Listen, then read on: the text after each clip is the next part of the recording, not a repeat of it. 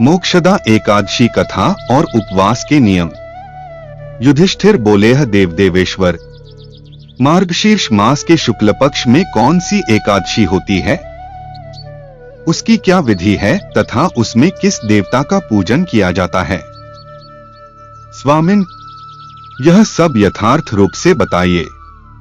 श्री कृष्ण ने कहा, नृपश्रेष्ठ, मार्गशीर्ष मास के शुक्ल पक्ष की एकादशी का वर्णन करूंगा, जिसके श्रवण मात्र से वाजपेय यज्ञ का फल मिलता है। उसका नाम मोक्षदा एकादशी है, जो सब पापों का अपहरण करने वाली है। राजन, उस दिन यत्न पूर्वक तुलसी की मंजरी तथा धूप दीप आदि से भगवान दामोदर का पूजन करना चाहिए। पूर्वोक्त विधि से ही दशमी और एकादशी के नियम का पालन करना उचित है। मोक्षदा एकादशी बड़े बड़े पातकों का नाश करने वाली है। उस दिन रात्रि में मेरी प्रसन्नता के लिए नृत्य, गीत और स्तुति के द्वारा जागरण करना चाहिए। जिसके पितर पापवश नीच योनि में पड़े हों, वे इस एकादशी का व्रत करके इसका पुण्यदान अपने पितरों को करें तो पितर मोक्ष को प्राप्त होते हैं। इसमें तनिक भी संदेह नहीं है। पूर्वकाल की बात है, वैष्णवों से विभूषित परम रमणीय चंपक नगर में वैखानस नामक राजा रहते थे।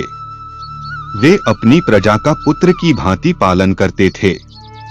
इस प्रकार राज्य करते हुए राजा ने एक दिन रात को स्वप्न में अपने पितरों को नीच योनि में पड़ा हुआ देखा।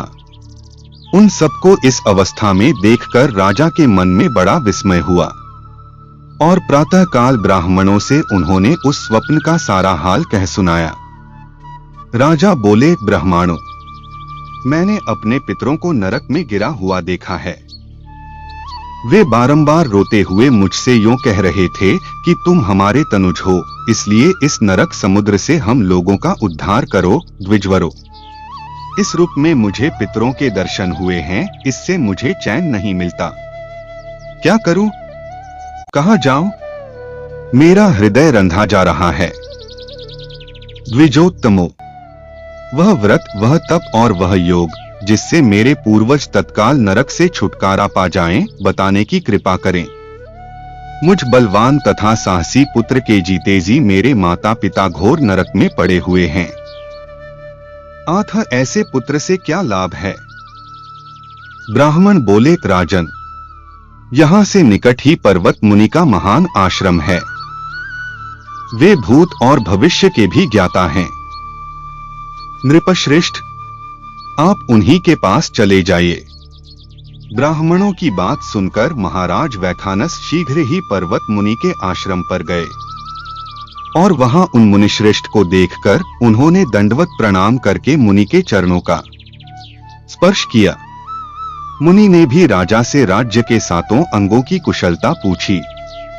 राजा बोले, स्वामिन, आपकी कृपा से मेरे राज्य के सातों अंग सकुशल हैं, किंतु मैंने स्वप्न में देखा है कि मेरे पितर नरक में पड़े हैं। आथ बताइए कि किस पुण्य के प्रभाव से उनका वहां से छुटकारा होगा। राजा की यह बात सुनकर मुनिश्रेष्ठ पर्वत एक मुहूर्त तक ध्यानस्थ रहे। इसके बाद वे राजा से बोले, महाराज, मार्गशीर्ष के शुक्ल पक्ष में जो मोक्षदा नाम की एकादशी होती है, तुम सब लोग उसका व्रत करो और उसका पुण्य पितरों को दे डालो। उस पुण्य के प्रभाव से उनका नरक से उद्धार हो जाएगा। भगवान श्री कृष्ण कहते हैं, युधिष्ठिर, मुनि की यह बात सुनकर राजा पुनः अपने घर लौट आए। जब उत्तम मार्गशीर्ष मास आया, तब राजा वैखानस ने मुनि के कथनानुसार मोक्षदा एकादशी का व्रत करके उसका पुण्य समस्त पितरों सहित पिता को दे दिया।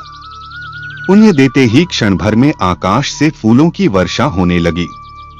वैखानस के पिता पितरों सहित नरक से छुटकारा पा गए और आकाश में आकर राजा के प्रति यह पवित्र वचन बोले, बेटा, तुम्हारा कल्याण हो। यह कहकर वे स्वर्ग में चले गए। राजन, जो इस प्रकार कल्याणमयी मोक्षदा एकादशी का व्रत करता है, उसके पाप नष्ट हो जाते हैं और मरने के बाद वह मोक्ष प्राप्त कर लेता है। यह मोक्ष देने वाली मोक्षदा एकादशी मनुष्यों के लिए चिंतामणि के समान समस्त कामनाओं को पूर्ण करने वाली है। इस महात्म्य के पढ़ने और सुनने से वाजपेयी यज्ञ का फल मिलता है। उपवास का समय दिस 0-11 दिसंबर 2024 बुध। उपवास प्रारंभ करें 6:06। दिस 01-22-024 गुरु। 7:07 अंतराल 10:44 तक।